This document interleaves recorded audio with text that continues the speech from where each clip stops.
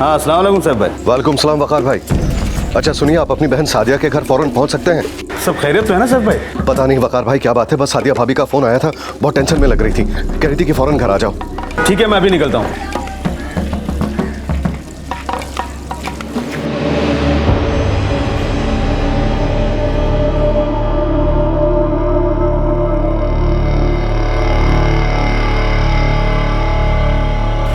सादिया भाभी, सादिया भाभी।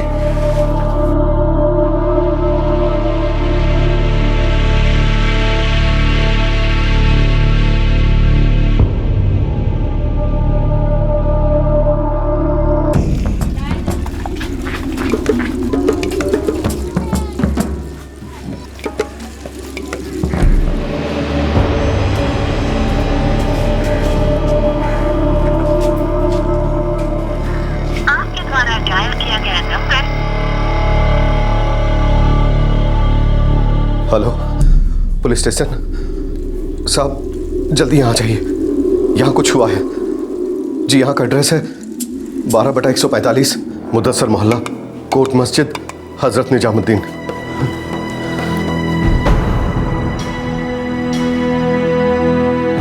सैफू भाई, ये सब क्या हो गया? सादिया, सादिया भाभी, सादिया भाभी।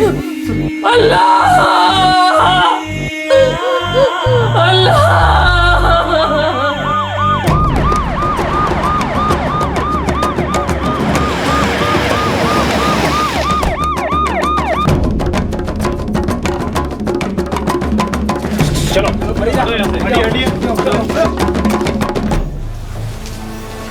कौन था ये? सब मेरे सगे बड़े भाई मोइनुद्दीन शेख, इनके शौहर, इनका नाम सादिया शेख। सादिया मेरी छोटी बहन है, मेरा नाम वकार है। तुम्हारा नाम? जी सैफुद्दीन शेख साहब, मैंने ही आपको फोन किया था। यानी लाश को सबसे पहले तुमने ही देखा था?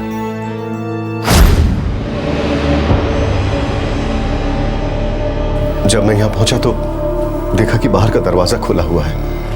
सादिया भाभी, सादिया भाभी, अंदर दाखिल हुआ तो सादिया भाभी, मैंने मोइन भाईजान की लाश देखी। साहब जब मैं इधर आया तो सादिया भाभी मुझे कहीं नहीं दिखी, मुझे लगा वो भी किसी मुसीबत में होंगी, तभी मैंने आप लोगों को फोन किया। मैं जब यहाँ आया तब साहब भाई आपको फोन कर रहे थे, तभी सादिया अंदर आई। तुम कहाँ गई थी सादिया जी? और क्या तुम्हारे शौहर घर पर अकेले थे? जी मैं तो बाजार गई थी तरकारी लाने, जब लौटी तो देखी कि सैफ भाई और वकार भाई यहाँ है और मेरे शौहर का कत्ल हो चुका है। मैं यहाँ आया तो साहब भाई पहले से यहाँ मौजूद थे। और साहब मैं यहाँ इसलिए आया क्योंकि सादिया भाभी ने खुद फोन करके बुलाया, बोली कि मामला अर्जेंट है, जल्दी मेरे घर पहुंचो। और मैं यहाँ इसलिए आया क्योंकि साहब भाई ने मुझे फोन करके यहाँ बुलाया था। अरे साहब, आप ऐसे क्या देख रहे हैं साहब? साहब मैंने कुछ नहीं किया साहब, कसम खा के कह रहा हूं मैंने कुछ नहीं किया। और मैं भला अपने बड़े भाई को क्यों मारूंगा साहब?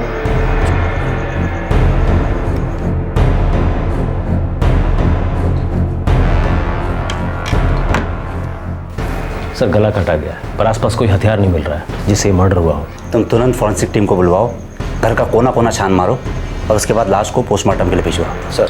और हाँ, इन तीनों को, सादिया, वकार, सैफ, इन्हें भी पुलिस स्टेशन बुलवाओ। ये लोग जरूर कुछ छिपा रहे हैं।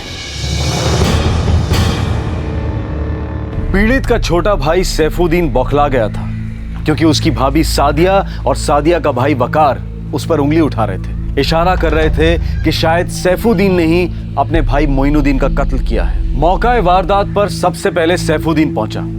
उसके हिसाब से मोइनुद्दीन की लाश वहां पड़ी थी। अब सवाल यह था कि इन तीनों में से झूठ कौन बोल रहा था और कातिल कौन था, और ये कत्ल हुआ क्यों था?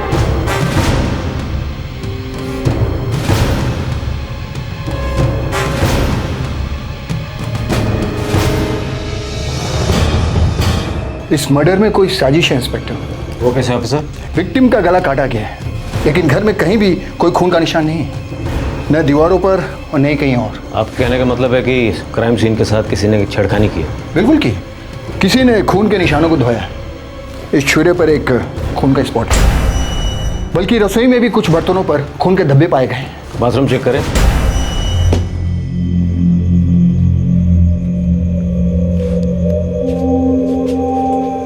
किसी ने सबूतों को धो डालने की कोशिश की है। ये देखिए, इसे ताज़ा ताज़ा सुखाने के लिए रखा गया है।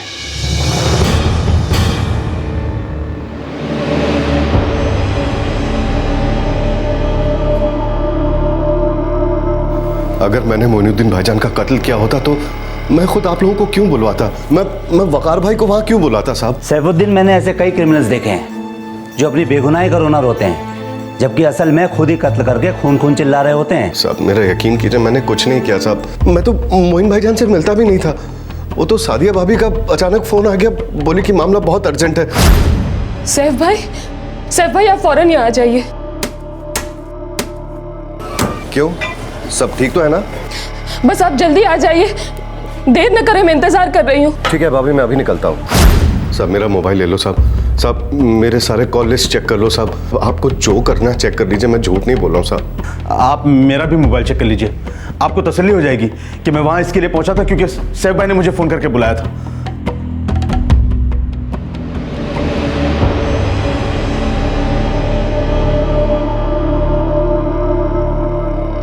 अपना मोबाइल दो।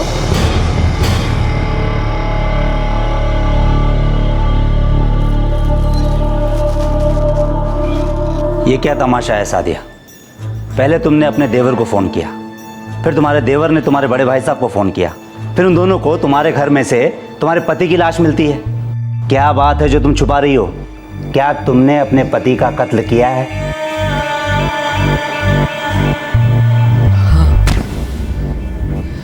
मैंने ही अपने शौहर का कत्ल किया, मार डाला मैंने उन्हें, क्योंकि मेरे अंदर बर्दाश्त करने की ताकत खत्म हो चुकी थी।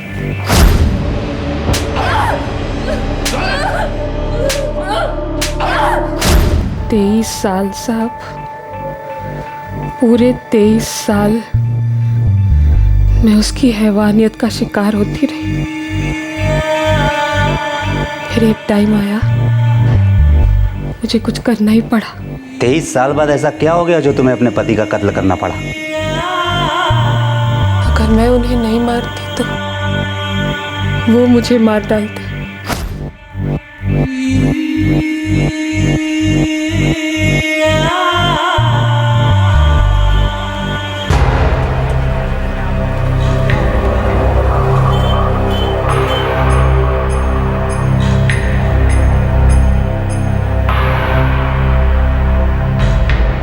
भाईजान, कहाँ जाओगे?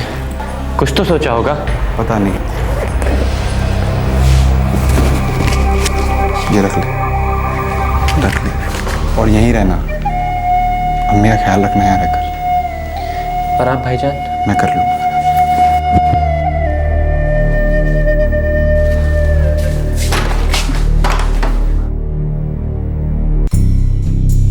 सर, मोइनुद्दीन शेख का कत्ल इस चाकू से नहीं हुआ है। इसका मतलब है ये औरत झूठ बोल रही है, वो ज़रूर कुछ छुपा रही है। 2 लड़के हैं, माजिद और नवाज, दोनों गायब हैं। दोनों के सेलफोन्स भी ऑफ आ रहे हैं। मैंने पड़ोसियों से पूछताछ की, उन्होंने बताया कि दोनों यहीं इनके साथ ही रहते थे, लेकिन कहीं दिखाई नहीं दे रहे। तुम वकार और सैफुद्दीन को वापस से बुलवाओ, क्योंकि सिर्फ सादिया ही नहीं है जो झूठ बोल रही है।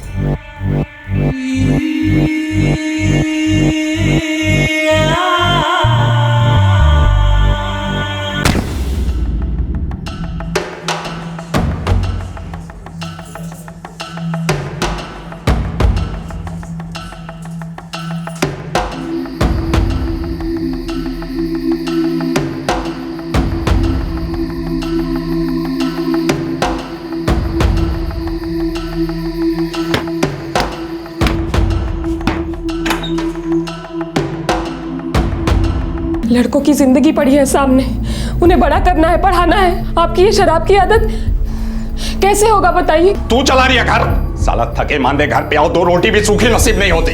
मटन गोश्त की तो बात ही छोड़ो, कभी दाल भी नहीं बनती। कसाई गोश्त मुफ्त में नहीं देता है, ना ही उधार पे। सब्जी वाला भी पैसे मांगता है जो मेरे पास तो कभी होते नहीं है। तो कैसे चलाऊं घर? है कोई जवाब? साला जब भी घर पे आओ किट पिट किट पिट किट पिट किट पिट, चैन से 2 रोटी भी नहीं नसीब होती। क्या हो रहा है? कोई टीवी पे नाटक चल रहा है? चलो अपने कमरे में जाओ जल्दी।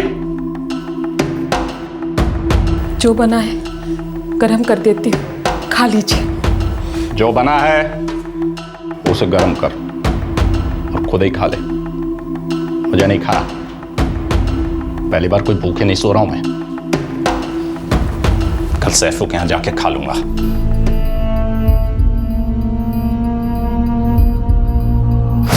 साहब, मुझे मालूम था कि मेरा भाई ना अच्छा बाप था और ना ही अच्छा शौहर। फिर 23 साल क्यों इंतजार किया तुम्हारे भाभी ने अपने शौहर का गला काटने के लिए? यही बात तो मेरी समझ में भी नहीं आ रही है साहब।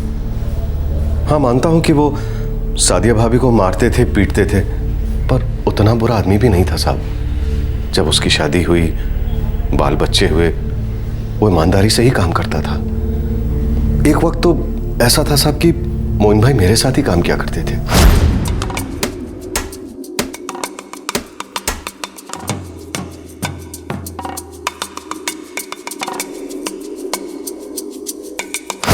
यही कोई 12 साल पहले की बात है साहब। मोइन भाई ठीक ठाक काम कर रहे थे, फिर पता नहीं कैसे उन्हें शराब की लत लग गई। पहले तो बस एक आधी पिया करते थे। हमें से किसी को पता ही नहीं चला साहब कि कब शराब उन्हें पीने लगी, और जब तक पता चला बहुत देर हो चुकी थी साहब।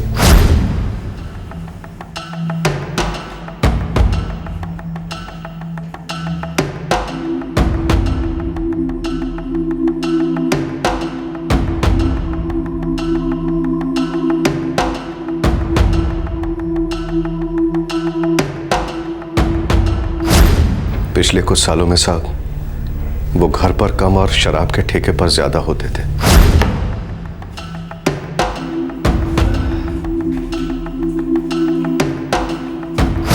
और एक टाइम के बाद शराब के साथ साथ अफीम, गांजा, चरस सब कुछ शुरू हो गया साहब। फिर क्या था, वो सड़क छाप गर्त पर उतर आए।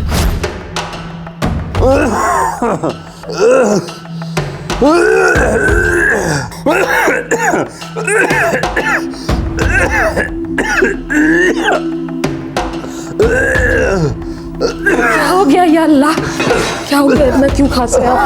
हाँ? क्या हुआ अम्मी? तेरे अब्बू की तबीयत बहुत खराब है। तू नवाज को फोन लगा। हाँ अम्मी, हम हाँ नवाज, तेरे भाई माजिद का फोन है घर से। हाँ, तो और कितना मरेगा साला? जितनी जल्दी मरता हम सबके लिए अच्छा। नहीं, कुछ करने की जरूरत नहीं। ये नवाज के अपने बाप से नफरत करता था?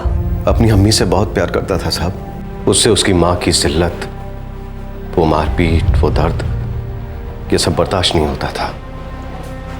महज 14 साल की उम्र में ही वो काम पर लग गया। क्या करता था? सादिया भाभी के भाई वकार भाई के होटल में काम करने लगा। मतलब वकार भाई ने ही नवाज को काम पर लगा दिया। नवाज के पैसे से ही घर चलता था।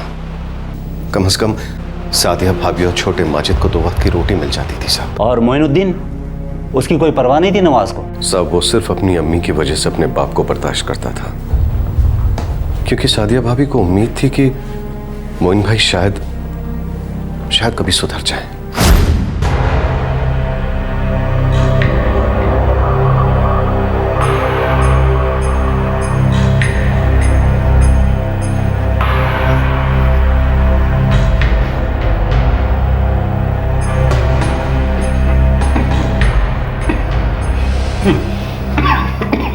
देखिए, आपके पति मोइनुद्दीन को टीबी हो गई है। टीबी? जी हाँ, बीमारी पूरी तरह से फैल चुकी है और उनकी बॉडी बहुत कमजोर है, इसलिए वो बीमारी से लड़ नहीं पा रही है। नसों में खून कम, शराब ज्यादा डॉक्टर साहब। ऊपर से चर्सी है मेरा बाप। देखिए, आज के बाद शराब की एक बूंद भी नहीं। गर्द वर्द तो बहुत दूर की बात है, इन्हें सख्त परहेज की जरूरत है और इन्हें दवाएं भी लेनी होगी। इन सब के बाद भी आप ज्यादा उम्मीद मत रखिएगा।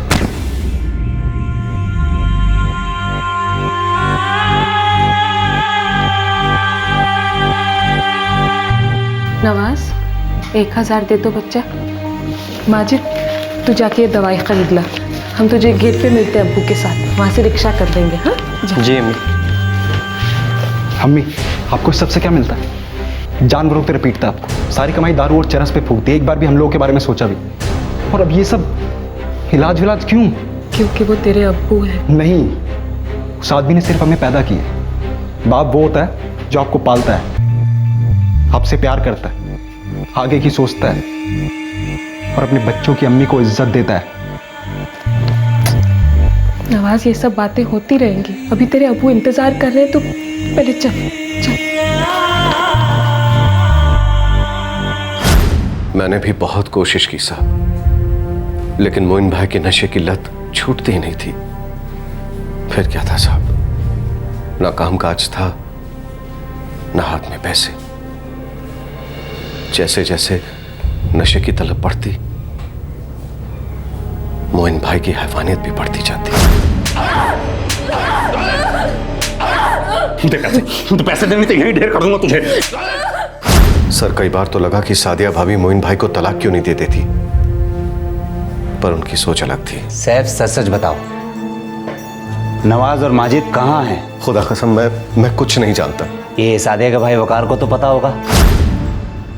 नवाज तो उसके होटल में काम करता है। काम करता था साहब। नवाज 6 महीने पहले तक वकार भाई के होटल में ही काम करता था, पर 6 महीने पहले उसने अपना काम छोड़ दिया, खुद का धंधा शुरू कर लिया था नवाज ने। मस्जिद के पास उसने कबाब की टेकरी लगा दी।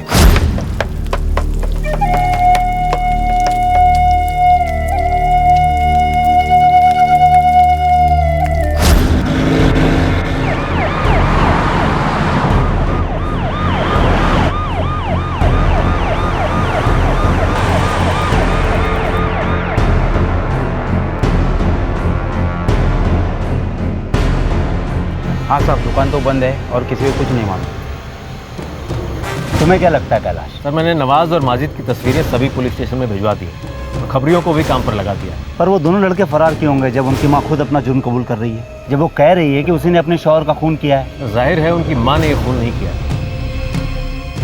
देखो सादिया, सबसे पहले तो तुमने अपने शौहर के खून का इल्ज़ाम अपने देवर पर ढकेलने की कोशिश की, जिसमें तुम नाकाम रही। और हम ये भी जानते हैं कि तुमने अपने घर में चाकू से, ज़मीन से और यहाँ तक कि दीवारों से भी खून के धब्बे धोए हैं, पर उस कोशिश में भी तुम विफल रही, क्योंकि तुम अपने शौहर की लाश को तो छुपा नहीं पाई, लेकिन अब भी तुम ज़रूर कुछ न कुछ छुपा रही हो।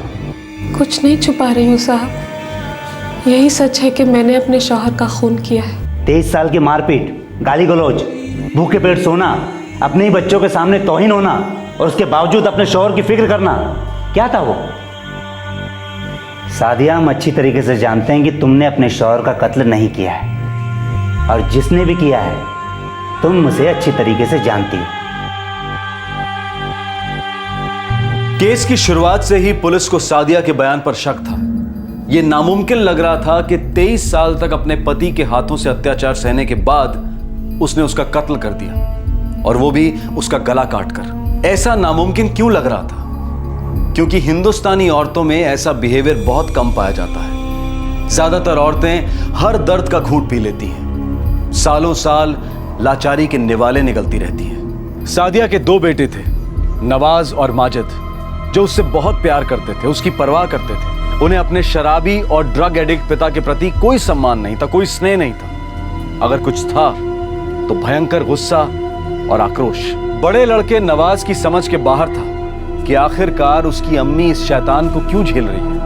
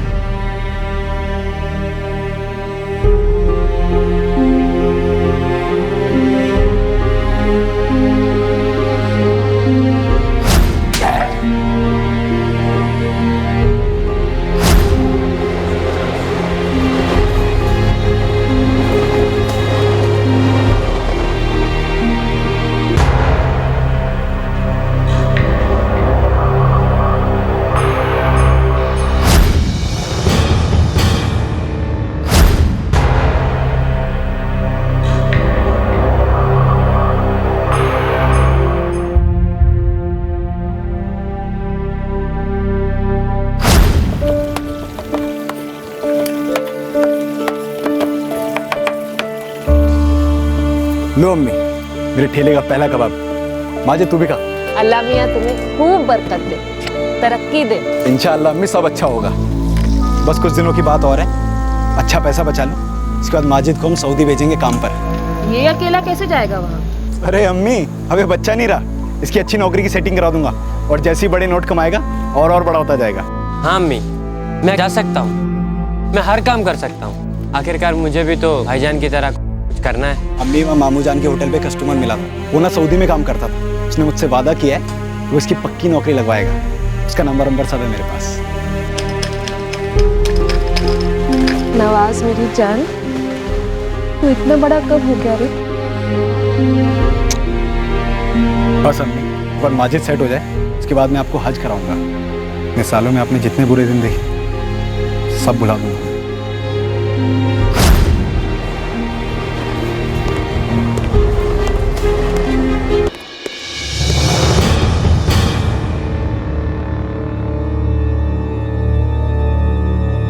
तुम्हारी अम्मी सादिया कहती है कि उसने तुम्हारे अब्बू मोइनुद्दीन का खून किया है, लेकिन मुझे पूरा यकीन है वो किसी को बचा रही है। वो तुम्हें और तुम्हारे छोटे भाई माजिद को बचा रही है। माजिद मासूम है साहब, उसे बीच में मत लाइए।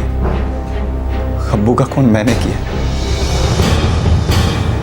मैं खून अपने सर इसलिए ले रही हैं ताकि मैं बच निकलूं। तुमने तुम्हारे अब्बू का खून सिर्फ इसलिए किया क्योंकि तुम उससे नफरत करते थे, क्योंकि वो तुम्हारी अम्मी को मारता था। हाँ साहब, मेरे पल्ले नहीं पड़ता था कि मेरी अम्मी उस गंदे और घटिया आदमी के साथ अपनी जिंदगी क्यों काट रही, जबकि उसे सिर्फ एक ही चीज की परवाह थी, उसका नशा। हम लोग गरीब जरूर हैं साहब, लेकिन जिंदगी इतनी भी गई गुजरी नहीं थी। मैं कभी समझ ही नहीं पाया कि उस इंसान ने सब कुछ क्यों खराब कर दिया। वो किस हक से मेरी अम्मी पर गुस्सा निकालता था पीट पीट कर, किस हक से उससे पैसे मांगता था, किस हक से उसे गालियां देता था। और अम्मी तो सिर्फ उसके बाद भी उसके सारे हुक्म सर आंखों पे रखती थी। क्यों साहब, क्यों? अम्मी तुम इन्हें एक पैसे नहीं दोगी। दारू पीनी है, चरस फूकना है, घर से बाहर निकल जाओ, खुद पैसे कमाओ और खुद पियो। फिर तो तू इतना बड़ा हो गया कि अपने बाप से जबान लड़ाएगा? मैं बड़ा हो गया क्योंकि तुम छोटे हो गए। इतने छोटे तुम्हें एहसास नहीं हो तुम मम्मी के साथ क्या कर रहे हो। उन पे कितने भद्दे भद्दे इल्जाम लगा रहे हो सिर्फ नशे के लिए। मैं तो शैतान हूं, तेरी अम्मी फरिश्ता है। तभी हर रोज दोपहर को हूर बनकर कहर मर्दों के अब एक अल्फाज और निकाला तो देख लेना। फिर मैंने देख लिया। अगर तुझे भी देखना है ना तो दोपहर में देखना, तुझे पता चल जाएगा कि क्या चीज है तेरी अम्मी। नवाज, नवाज तुम चलो ना यहाँ से, तुम सो जाओ। बच्चा बचाओ ना, तुम रात भर काम करके आए हो ना, तुम मत पड़ो इस सब में, मैं संभाल लूंगी। नहीं अम्मी, आप नहीं संभाल पाती। इतने साल हो गए और आप अभी भी साथ भी हमदर्दी जता रही। ये कुछ भी जहर उगलता और तुम मुफ्त तक नहीं करती। अगर तुम्हें इनके बारे में कुछ भी गलत बोलना है तो अभी इसी वक्त इस घर से बाहर निकल जाओ। ऐसे नहीं बोलते, गुस्सा ठंडा करो। आप आइए ना, आराम कीजिए। आपको बोला है डॉक्टर ने आराम करने के लिए, तबीयत बहुत नाजुक है इस वक्त। ये सब गोलियों का असर है, कुछ नहीं। तुम्हें आओ, अंदर आओ, तुम अंदर आओ। चलो चलो यहाँ से, तुम चलो बस। बाप से जबान लड़ा रहा, मैं घर छोड़ के चला जाऊं। मर्डर मैंने किया साहब, माजिद और अम्मी बेकसूर हैं। बस बहुत सालों से हम लोग सहते आ रहे थे, उस दिन साने ही है। अम्मी की हालत देखी नहीं गई साहब। मैं अब्बू को मारना नहीं चाहता था, बस हो गया। वो चॉपर का है जिससे तुमने अपने अब्बू का कत्ल किया था?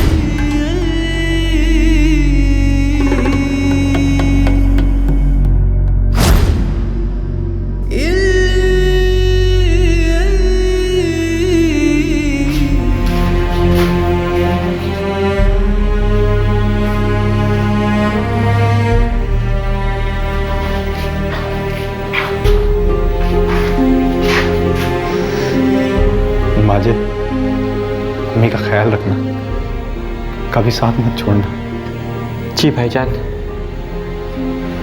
अम्मी, मुझे माफ कर दे। नवाज,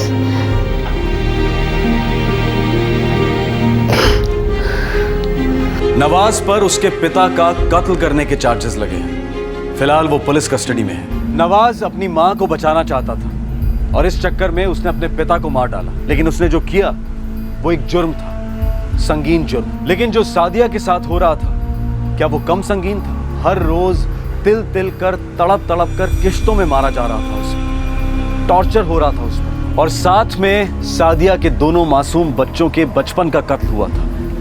क्या वो कम संगीन था? शराब की लत, ड्रग एडिक्शन, ये मानो हर केस में ना सिर्फ एडिक्ट को खत्म कर देता है, बल्कि उसके पूरे परिवार को कुचल कर, जलाकर राख कर देता है। नशे की आग तबका नहीं देखती, जात पात, ऊंच नीच, अमीर गरीब कुछ नहीं देखती, बस जो लपेटे में आता है उसे फूंक देती है। ये आग अचानक नहीं भड़कती, शुरुआत होती है एक चिंगारी से। वो एक आध बार पीना, वो एक आध चिलम, रिलैक्स करने के लिए, टेंशन मिटाने के लिए, थकान मिटाने के लिए।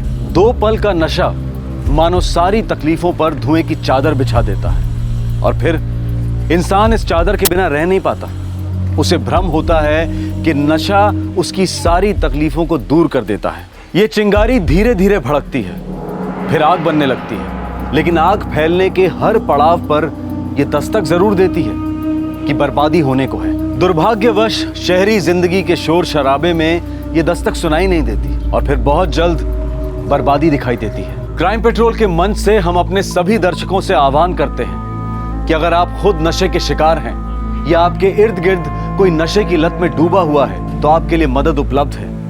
कई संस्थाएं हैं, कई अस्पताल हैं, ट्रीटमेंट्स हैं जो नशे की लत से लड़ने में आपकी मदद कर सकते हैं। लेकिन वो पहला कदम, वो हिम्मत वाला कदम हमें ही लेना होगा। अपने आप कभी कुछ ठीक नहीं होगा, और दुनिया का कोई भी नशा आपकी किसी भी प्रॉब्लम को सॉल्व नहीं कर सकता है, बल्कि नई प्रॉब्लम्स ही खड़ी कर सकता है। हमारे आज के एपिसोड की दूसरी कहानी।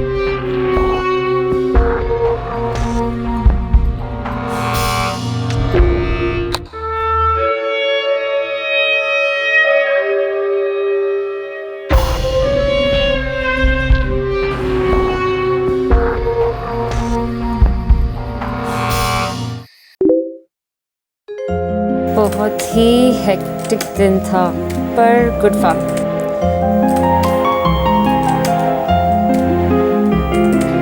पूजा, पापा ऑनलाइन है क्या? कह गए थे सिंगापुर पहुंचते ही कॉल करेंगे। No mama, he is not online right now. और वो जैसे ही लॉग ऑन करेंगे मुझे लाइव ऑन चैट पे अलर्ट मिल जाएगा। ठीक है, जैसे ही ऑनलाइन आए मुझे बता देना, मैं किचन में हूँ। Okay okay. पूजा, दिन की शिफ्ट मांगना, तुझे बहुत मिस कर रही हूँ यार। ओए होए। मम्मा जल्दी आओ, पापा ऑनलाइन है। ए पूजा, क्या हो रहा है? बस चिलिंग पापा। आप बताइए, आपके और सिंगापुर के क्या हाल है? अरे मैं ठीक हूँ, बस एक क्लाइंट के साथ थोड़ा टाइड अप हो गया था। ओह, इतना टाइड अप हो गए कि 10 सेकंड का कॉल भी नहीं कर सकते। अरे यार, तुम्हारा टोन तो ऐसा जैसे मैं कोई अफेयर कर रहा हूँ। सॉरी मैडम, ऐसा कोई ड्रामा नहीं है। ओके। पूरे 3 हफ्ते हो गए हैं, सिंगापुर, हांगकांग, मलेशिया। 2 दिन आउट ऑफ रडार। क्या हुआ इतना इमोशनल ब्लैकमेल? अच्छा बताइए, आ कब रहे हैं? जल्दी आ रहा हूँ, मैं भी घर के लिए तरस गया हूँ। बस 2 दिन की बात और है, उसके बाद सीधा फ्लाइट पकड़ के बड़ौदा और घर। Okay bye, and I love you ladies. Bye. Love you too papa. Bye bye. हमारे देश में जब लैंडलाइन फोन्स घर घर में पहुंचना शुरू ही हुए थे, तब 1994-95 के आसपास मोबाइल फोन्स ने टेलीफोन की परिभाषा पूरी तरह बदल दी।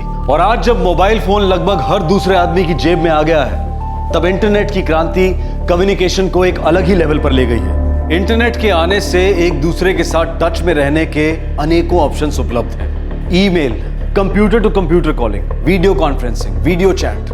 हर रोज नए नए एप्लीकेशंस दूरियां घटा रहे हैं, दुनिया सिकुड़ती जा रही है, और सोशल नेटवर्किंग साइट्स ने तो समय और लोकेशन दोनों की हर सीमा को पार किया है। जिस तरह से एटॉमिक एनर्जी से बॉम्ब भी बन सकता है, उसी तरह इंटरनेट कई गंभीर, घातक और घटिया इरादों के लिए भी इस्तेमाल होता है। ई क्रिमिनल्स बिना चेहरे के अपराधी होते हैं। उनकी हैरेसमेंट करने की टेक्निक्स हाईटेक होती हैं और उन्हें बेनकाब करना बेहद मुश्किल।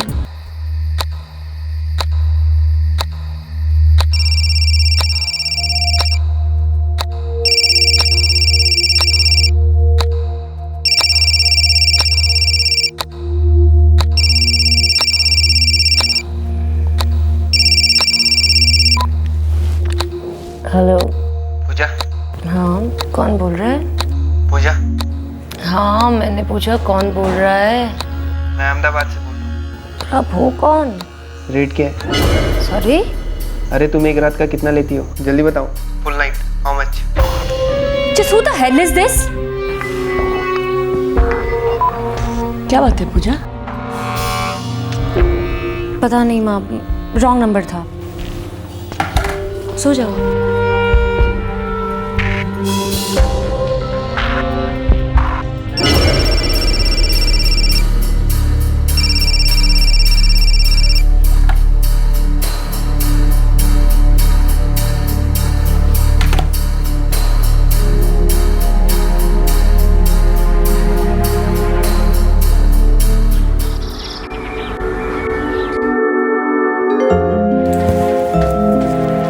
बाय मम्मा। बेटा सीधे घर आना। ऑफ कोर्स मम्मा, पर 8 बज जाएंगे। हाँ चलो बाय।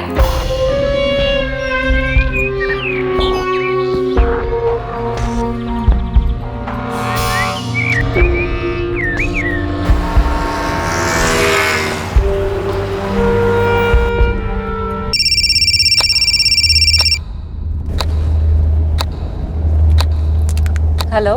कहाँ मिलोगे? ओह चीपस्टर अगेन। अगर हिम्मत है तो अपना नाम बताओ ना। मेरे नाम से क्या करना है? तू अपना दाम बता। ओ जस्ट शट अप। तुम हो कौन यू ब्लडी? ड्रामा क्यों कर रही है साली? पूरे पैसे दूंगा, वो भी एडवांस। बोल सब कुछ करेगी ना? तुम्हें मेरा नंबर किसने दिया? तूने तो दिया था। अब देख बोर मत कर, सीधे सीधे एक रात का बोल दे, मैं कोई तकाजा नहीं करूँगा।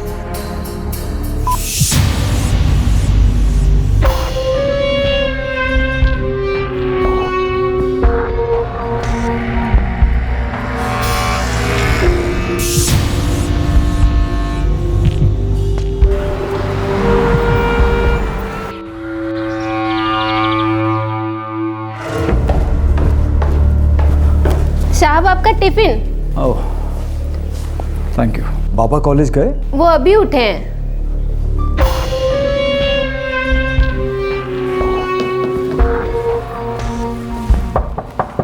कौन है? बेटा कॉलेज नहीं गए? बाद में जाऊंगा डैड, थोड़ा डाउन फील कर रहा हूँ। सब ठीक है ना? कुछ सीरियस नहीं है, बस थोड़ा बॉडी एक है। डोंट वरी डैड, थोड़ी देर में चला जाऊंगा। Bye dad. Bye.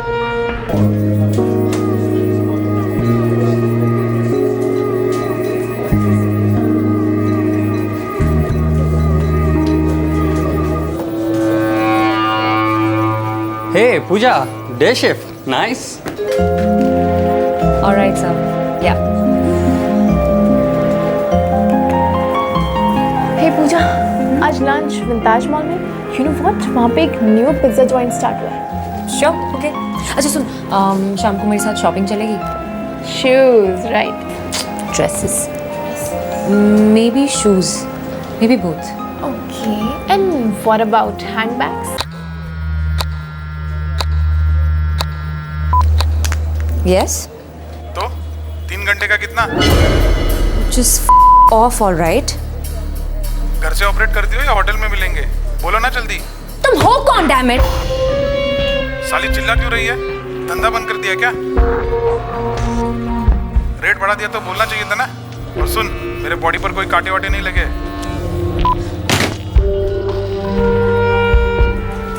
What happened?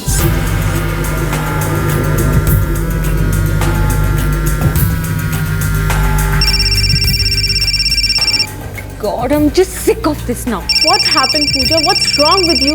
Who is that person? अगर ये पता होता तो अभी तक कंप्लेन कर चुकी होती। कंप्लेन? कल रात से कितनी बार कॉल्स आ चुके हैं और हर बार वही नॉनसेंस। I guess तेरे साथ कोई प्रैंक कर रहा होगा यार। गंदी गंदी बातें कर रहे हैं ये लोग फोन पर। तुझे पता भी है क्या पूछ रहे हैं?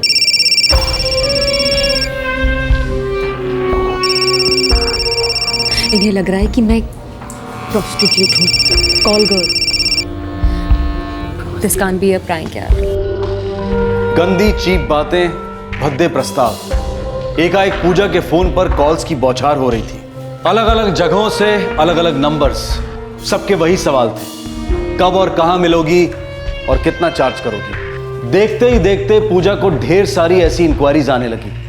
पूजा बहुत डिस्टर्ब रहने लगी, वो इस सिचुएशन को हैंडल नहीं कर पाई।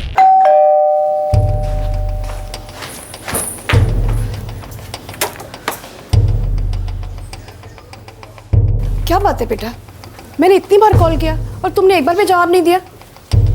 बिजी थी मम्मा। तो एक मैसेज कर देती, इतना भी टाइम नहीं था तुम्हारे पास। नहीं था टाइम, बोला ना बिजी थी। कॉल्स पर कॉल्स आ रहे थे पूरा दिन। आप फेस टू फेस बताओ क्या चाहिए मुझसे। पूजा, क्या बात है बेटा, क्या हुआ बेटा?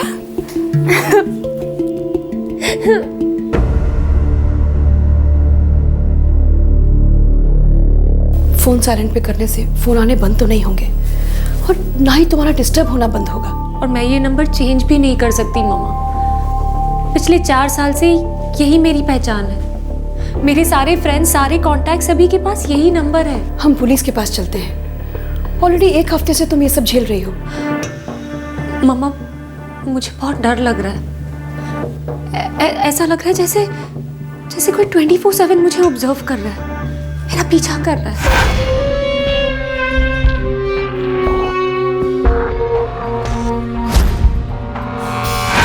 एक क्रीपी सी फीलिंग हो रही है, कहीं मन नहीं लग रहा, बस एक डर बढ़ता जा रहा है।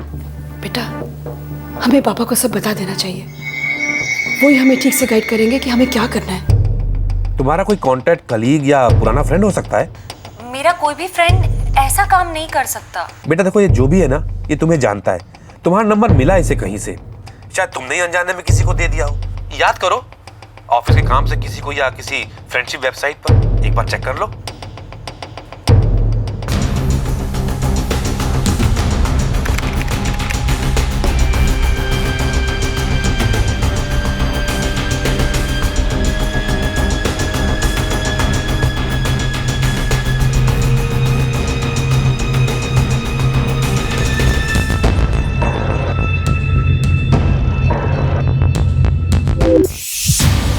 नहीं पापा, मेरा सिर्फ एक फ्रेंड्स बुक अकाउंट है जो मैंने अभी चेक किया।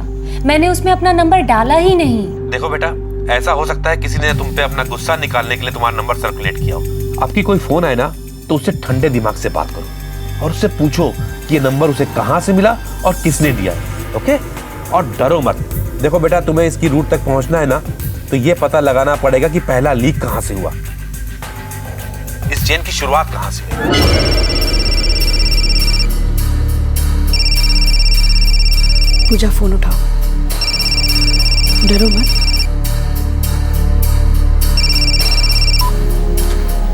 हेलो, फ्री हो? मिलना है तुमसे। पूजा है ना तुम्हारा नाम? हाँ। क्या मैं जान सकती हूँ आप कहाँ लोकेटेड है? सूरत में, लेकिन बड़ौदा आ सकता हूँ। आपका नाम? रणबीर, ऋतिक, आयुष्मान, जो चाहे वो पिक करो, लेकिन मुझे तो पूजा ही अच्छा लगता है। तो बोलो, कल फ्री हो? डिपेंड करता है। पैसा जो बोलोगी वो, उसकी टेंशन ना लो। तुम किसके थ्रू आ रहे हो उस पे डिपेंड करता है। मैं समझा नहीं। मतलब तुम्हें मेरा नंबर किसने दिया? किसी ने नहीं दिया यार, फ्रेंड्स बुक के चैट पेज पर तुम्ही ने नंबर पोस्ट किया था उस मैसेज के साथ। Friends book chat message? कैसा मैसेज? ओए यार, टाइम खोटी ना कर, बोलना सीधा सीधा, कब और कहाँ, कितना लेगी।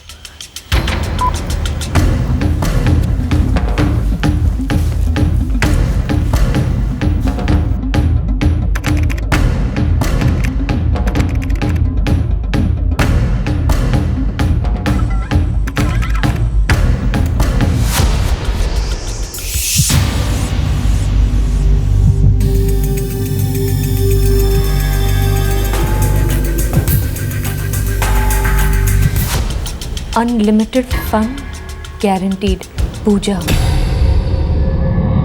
किसी ने मेरे नाम का फेक अकाउंट बनाया है और मेरा नंबर भी डाला है यहाँ पर। ओके बेटा, सुनो, ये किसी ऐसे इंसान का काम है जो तुम्हें नुकसान पहुंचाना चाहता है, हार्म पहुंचाना चाहता है, लेकिन हम कभी ऐसा होने नहीं देंगे। तो सबसे पहले कल सुबह फर्स्ट थिंग तुम और मम्मा पुलिस स्टेशन जाएंगे, मेन रोड पर सीधे अलकापुरी पुलिस स्टेशन, और ऑन ड्यूटी ऑफिसर को सब कुछ बताओ। अपना लैपटॉप भी साथ लेके जाना, ओके? और डरना मत, मेरी बहादुर बच्ची। बेटा, बुरा ना मानो तो एक बात पूछो। क्या मम्मा? बेटा ऐसा कोई है जिससे तुम्हारा कभी कुछ रहा हो? I mean, कोई फ्रेंडशिप वगैरह जो अपना हो और वो तुमसे बदला ले रहा हो? टेक्नोलॉजी दो धारी तलवार है और इस तलवार की धार दिन ब दिन तेज होती जा रही है, लेकिन इस तलवार को इस्तेमाल करने वाला वही इंसान है जिसके वही बेसिक ह्यूमन इमोशंस हैं। गुस्सा, नफरत, जलन, ऑब्सेशन, दुश्मनी, ये सभी जज्बात आदि मानव से वाईफाई मानव तक बदले नहीं हैं, बिल्कुल वही है। सिर्फ इन फीलिंग्स को बयां करने का अंदाज बदला है। इस केस में कोई बहुत ही चिढ़ा हुआ, गुस्से और नफरत में डूबा व्यक्ति पूजा पर अपनी विकृति का वार कर रहा था। आखिरकार ये आदमी था कौन? नो सर, मैं ऐसे किसी को नहीं जानती हूँ जो ऐसा कुछ कर सकता है। मुझे किसी पर शक नहीं है। इस आदमी को तुम्हारा फोन नंबर मालूम था, इससे जो कुछ भी तुम्हारे स्टेटस पेज पे लिखा, जाहिर है उसका इंटेंशन तुम्हें बदनाम करवाना था, तुम्हें परेशान करना था। अगर वो एक स्ट्रेंजर है, अनजान है, तो वो ऐसा क्यों करेगा? I don't know sir. मुझे तुम्हारे सेलफोन्स के सभी कॉन्टैक्ट्स की डिटेल्स चाहिए पूजा। जी। मैं तुम्हारे केस रजिस्टर करने के बाद इस केस को हमारी स्पेशल इन्वेस्टिगेशन ब्रांच को सौंपूंगा, जो साइबर क्राइम केसेस हैंडल करते हैं।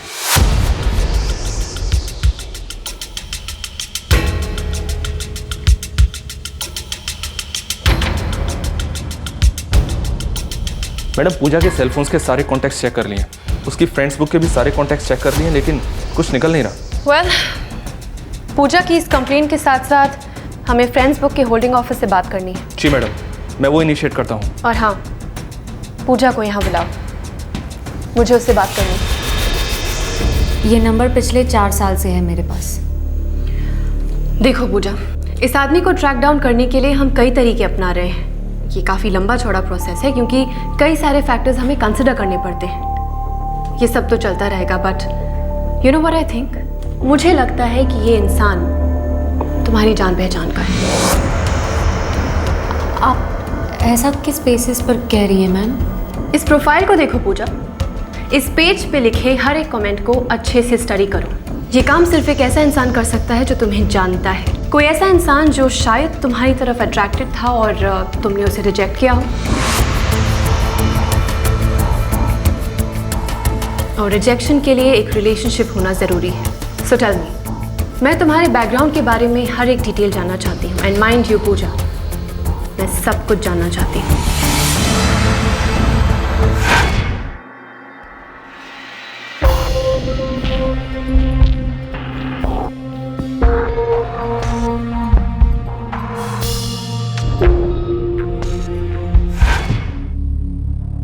मैंने 12th मॉडर्न कॉन्वेंट स्कूल से किया है। बड़ौदा में? Pratapganj? That's right. And college? Mahavir college. School या कॉलेज में कोई बॉयफ्रेंड्स? नो मैम, मेरा कभी कोई बॉयफ्रेंड नहीं रहा। हाँ, कई बॉयज़ के साथ फ्रेंडशिप थी, but that was just friendship. क्या स्कूल या कॉलेज में किसी ने तुम्हें आके प्रपोज किया और तुमने रिजेक्ट कर दिया हो? You know, one sided love, एक तरफा प्यार। रूपाली जी, I'm sure आपके साथ हुआ होगा, मेरे साथ कॉलेज में हुआ है। टेल मी, है कोई ऐसा लड़का?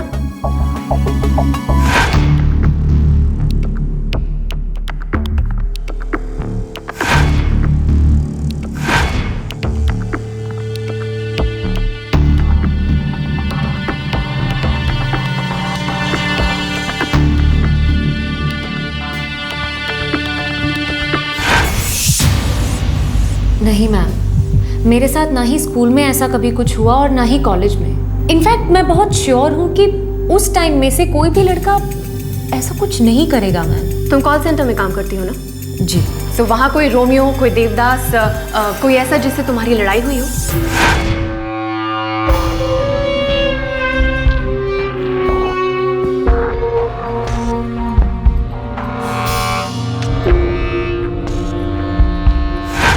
मेरा ऑफिस में तो इनफैक्ट मेरा सबके साथ बहुत ही कूल रिलेशनशिप है।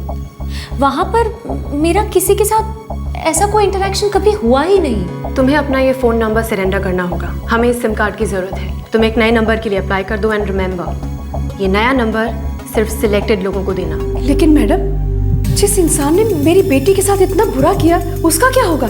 बुरा हाल होगा उसका। इस वक्त उसका कोई चेहरा नहीं है, और बहुत जल्द हम उसे बेनकाब कर देंगे।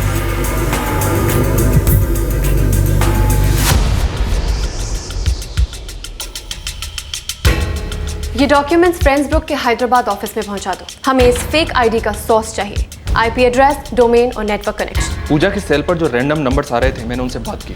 उन सबका कहना है कि पूजा के फेक अकाउंट से उनको फ्रेंड रिक्वेस्ट आया था। आई एम श्योर ये जो कोई भी है जिसने पूजा का फेक अकाउंट बनाया है, ये मेंटली बीमार है। शायद ये पूजा को पहले से जानता हो, या फिर हो सकता है इसने पूजा के करीब आने की कोशिश भी की।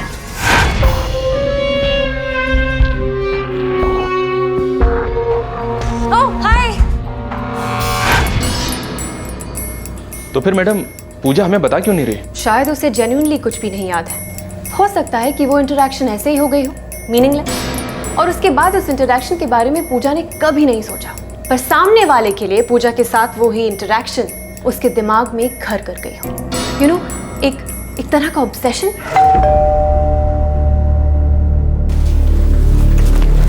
कैसी है पूजा? कुछ ठीक है अब।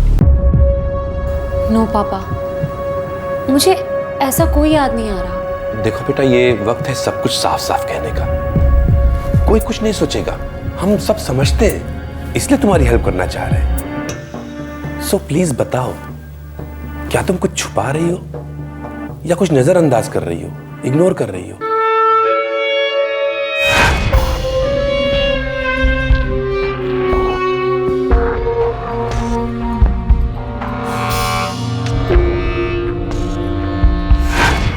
नहीं पापा, मैं आपसे कुछ नहीं छुपा रही हूँ, मैं सच कह रही हूँ। मेरा ऐसा कोई दोस्त नहीं रहा जो इतना डरपोक हो कि मेरे पीठ पीछे ऐसी हरकत करेगा। बेटा, मुझे क्यों ऐसा लग रहा है कि कुछ गड़बड़ है? कोई गड़बड़ नहीं है डैड, जस्ट चिल। तुम्हारा कॉलेज कैसा चल रहा है? अच्छा चल रहा है डैड।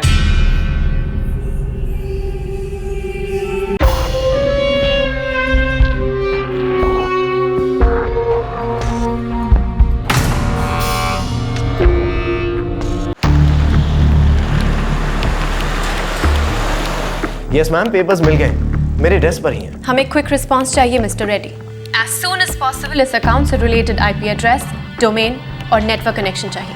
श्योर मैम, मैं इस केस को टॉप प्रायोरिटी पर फॉलो कर रहा हूँ। एक लड़की की जिंदगी तबाह करने पे तुला है ये आदमी। आई मीन, एक सोशल नेटवर्क साइट पे ये टोटली एंटी सोशल एक्टिविटी है। I totally agree with you ma'am. मैंने सारे पेपर स्कैन करके यूएस हेड ऑफिस भेज दिए हैं। आपको इस केस के सारे डिटेल्स उनके मदर सर्वर से मिल जाएंगे। और इस केस को मैंने रेड अलर्ट मार्क कर दिया है। वहाँ की टीम के साथ मैं 24 आवर्स कंटिन्यूस टच में भी हूँ। तो जैसे ही मुझे कुछ डिटेल्स मिलते हैं मैं आपको फॉरवर्ड कर दूंगा। और हाँ, every minute is important. Top priority पे रखिए इस केस को। Sure.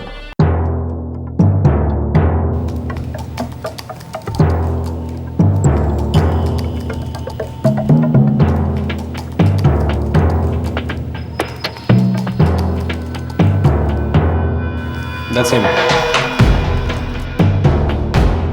IP address 1.121.345.652.247. Domain resta.nnbs.in. Connection ID 659x789465547. It's a Wi-Fi. Cyber space, जिसे वर्चुअल स्पेस भी कहा जाता है, ये हवाओं की लहरों में बसने वाली एक अनोखी चमत्कारी दुनिया है, जहां इंफॉर्मेशन बिजली से भी तेज दुनिया के दो कोनों के बीच प्रसारित होती है। ये एक फेसलेस इंटरफेस है। इस दुनिया में कोई भी शख्स गुमनामी का मुखौटा पहनकर किसी भी दूसरे शख्स को वो सारी चीजें बयां कर सकता है जो शायद असल जिंदगी में मुमकिन ना हो। लेकिन टेक्नोलॉजी के पहरेदारों और साइबर क्रिमिनल्स के बीच हमेशा चूहे बिल्ली का खेल चलता रहता है। अगर कोई शख्स ये सोचता है कि वो इंटरनेट की गुमनामी में अपने गलत काम करके बच जाएगा, तो वो बहुत गलत सोचता है। मैडम, नेटवर्क कनेक्शन है 659x789465547। ये serial number data proton company को बिलोंग करता है। डेटा प्रोटॉन, ये तो यूएसबी इंटरनेट कनेक्शंस प्रोवाइड करते हैं ना? करेक्ट। तो इस कंपनी को आईपी एड्रेस और डोमेन डिटेल्स भेज देते हैं। वो इस सोर्स को ट्रेस कर पाएंगे कि किस यूएसबी यूजर ने इस पेज को क्रिएट किया था। तुम तुरंत ये डिटेल्स डेटा प्रोटॉन को फॉरवर्ड कर दो और उनसे कहो कि ये इन्फॉर्मेशन हमें अभी के अभी चाहिए। डिटेल्स ऑलरेडी मैंने भेज दी हैं। उनका हेड ऑफिस मुंबई में है, मैं उनके ईमेल का वेट कर रहा हूँ।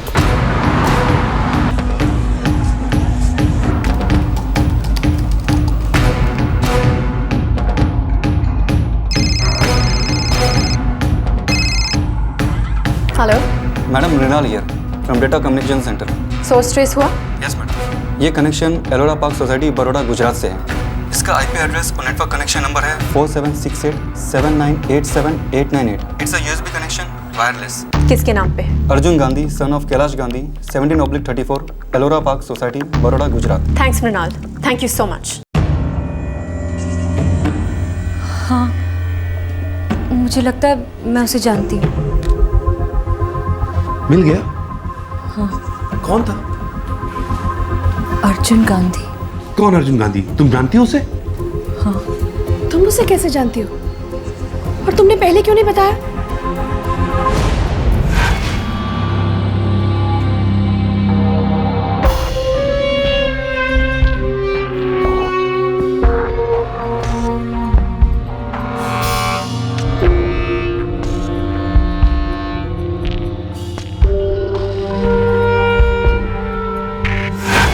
स्कूल में मेरा क्लासमेट था, फिर अचानक स्कूल छोड़ दिया।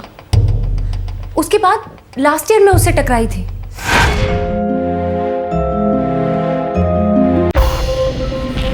हाय Pooja. Hi. Arjun Gandhi, modern convent school, Nitin के साथ था मैं, पहचाना? Oh yes yes of course Arjun. I am so sorry, मैं पहचान नहीं पाई। Why don't you pull a chair? Oh cool. I am really sorry, I just couldn't place you. और व्हाट्स अप, व्हाट्स हैपनिंग? सब ठीक है, तुम्हें देखकर बहुत अच्छा लगा। Well same here, it's been ages ना। रियली। और आजकल क्या कर रहे हो? Law, government college of law से। तुम स्कूल के बाद महावीर कॉलेज गई, राइट? या। इंग्लिश लिटरेचर से मेजर किया और अब कॉल सेंटर में जॉब कर रही हो, है ना? वाओ, तुम्हें तो सब कुछ पता है। नॉट रियली, बस इतना ही पता है। वैसे आगे क्या प्लान्स है? वेल, कॉल सेंटर का जॉब तो टेम्पररी है, MBA करने का सोच रही हूँ। गुड। बस इतना सा ही इंटरेक्शन हुआ था। हमने टच में रहने की बात की, उसने मेरा नंबर भी लिया, पर उसके बाद कभी कोई बात नहीं हुई। अब मेरी समझ में आ रहा है पापा, वो ना बिल्कुल शाई टाइप का लड़का था स्कूल में। मुझे कभी कभी बात करने की कोशिश करता था, पर मैंने अपनी तरफ से हमेशा पोलाइट फ्रेंडशिप रखी थी। उसे कभी कोई एनकरेजमेंट नहीं दी। इनफैक्ट उसने खुद भी डायरेक्टली कभी कुछ नहीं कहा। I don't believe this. पापा, इसमें मेरी तो कोई गलती नहीं है ना? मैंने कुछ भी नहीं किया था। नहीं बेटा, नहीं, इसमें तुम्हारी कोई गलती नहीं है।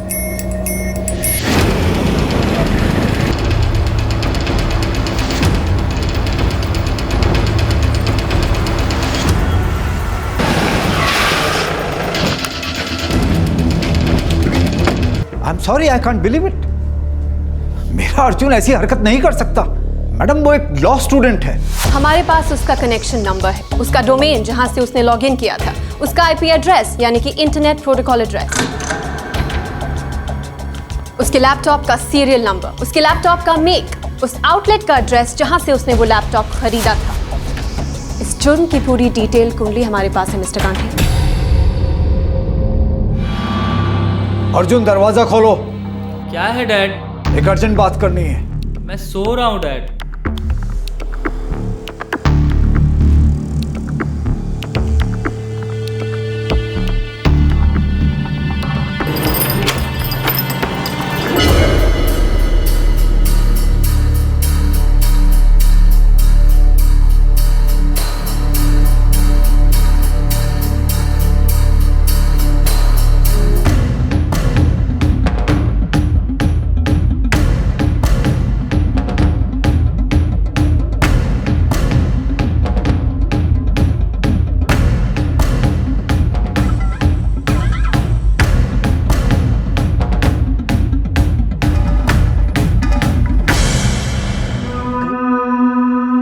तुम पूजा से ऑब्सेस्ड थे, उसका ख्याल अपने दिमाग से निकाल नहीं पा रहे थे, राइट? मैं उससे प्यार करता था। रियली?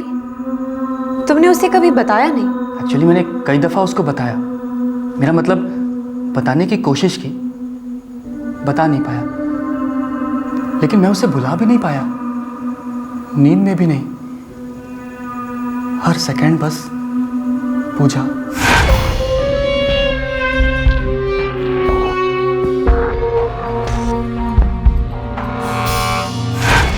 वो फीलिंग्स इतनी स्ट्रांग थी कि मैं उससे बात भी नहीं कर पाता।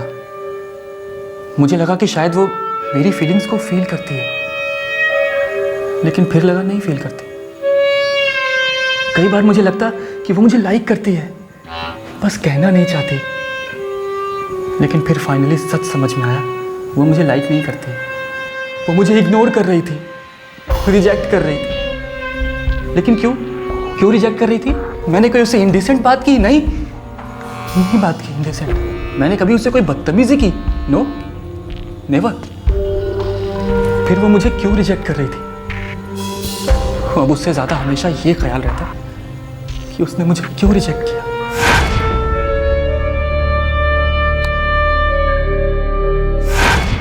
अब गुस्सा तो आएगा ना मैम, किसी को भी आ सकता है। वो मुझे इतना हर्ट कर रही थी और मैं रिटर्न में कुछ नहीं करता। This is unfair, this is totally unfair, है ना?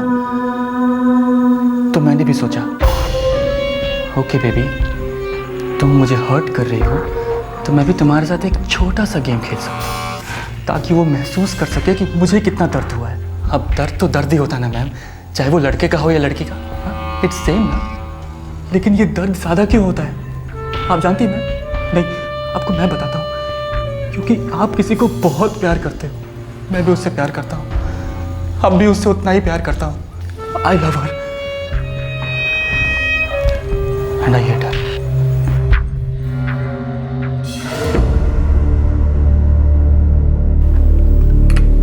हे पूजा, चिंता मेरा बच्चा, बुरा सपना खत्म हो गया है। पता नहीं पापा, I'm still so shocked. कोई इस हद तक कैसे जा सकता है पापा? बस अब मैं कभी किसी सोशल नेटवर्किंग साइट पर नहीं जाऊंगी। इतने एक्सट्रीम्स में जाके नहीं सोचते बेटा। देखो बेटा, अर्जुन ने जो भी किया है ना, वो ना तो साइबर स्पेस की गलती है और ना ही सोशल नेटवर्किंग की। वो एक मेंटली बीमार लड़का है, उसके दिमाग में एक वर्चुअल दुनिया है, एक मनगढ़ंत दुनिया जिसमें वो कैद है। बेटा, जब इंटरनेट नहीं था तब भी इस तरह के सिरफिरे होते थे, हाँ, पर डैमेज थोड़ा कम होता था। देखो बेटा, जिस तरह इंटरनेट पूरी दुनिया को तुम्हारी उंगली पर लाके बैठाता है, उसी तरह तुम्हें भी तो सारी दुनिया के सामने पहुंचाता है। It's a part of the game my child. थोड़ा सा सेंसिबली यूज करो तो इंटरनेट किसी जादू की छड़ी से कम नहीं है। पर एक बात याद रखो, ये इंटरनेट और सोशल नेटवर्किंग तुम्हारी जिंदगी का एक हिस्सा हो सकते हैं, तुम्हारी जिंदगी नहीं।